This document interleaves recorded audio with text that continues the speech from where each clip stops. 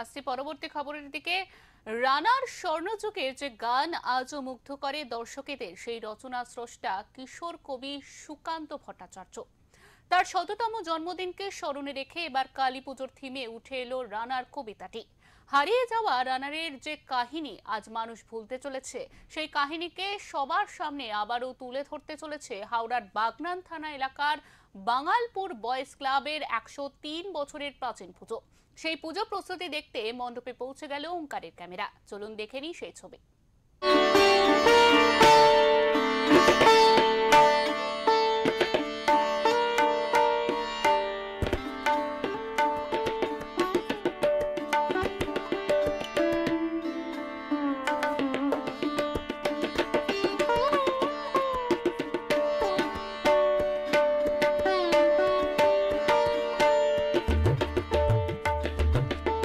রানার গ্রামের ডাক হরকরা, তার খবর কে রাখে? সুকান্ত ভট্টাচার্যের জনপ্রিয় একটি কবিতার সঙ্গীতায়ন হেমন্ত মুখোপাধ্যায়ের কণ্ঠে আজও চারিদিক ঘুরে ফেরে। কিন্তু রানারের কথা কে ভাবে? এই রানারদের জীবন নিয়েই এবারে হাওড়ার বাগনানের বাঙালপুর বয়েজ ক্লাবের কালী পুজোর থিম, যা দেখতে রীতিমতো কয়েক হাজার মানুষের সমাগম হবে বলে মনে করছেন উদ্যোক্তা।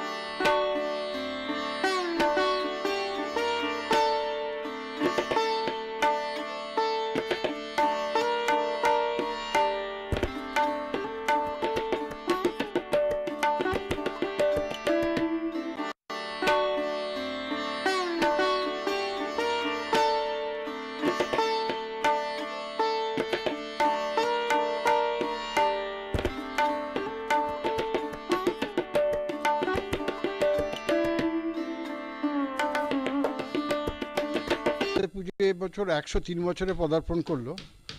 এবছর আমরা থিম রেখেছি কবি সুকান্তের শততম বর্ষ সামনে আসছে, তাকেই অবলম্বন করে তারই লেখা রানার রেখেছি।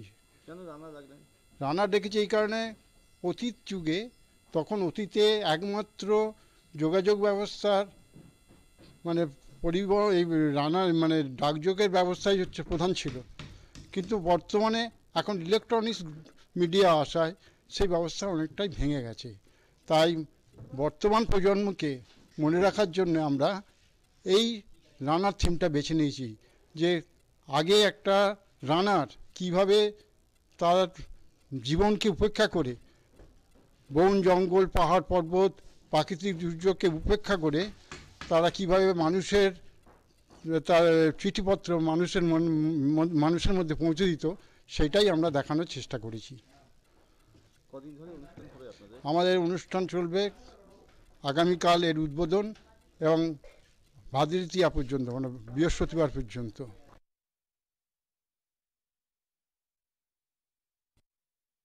অতীতে ভারতীয় ডাক ব্যবস্থার অন্যতম মাধ্যম ছিল এই রানার। পিঠেতে খবরের বোঝা নিয়ে পৌঁছে যেত। এ প্রজন্ম তা কিন্তু জানে না।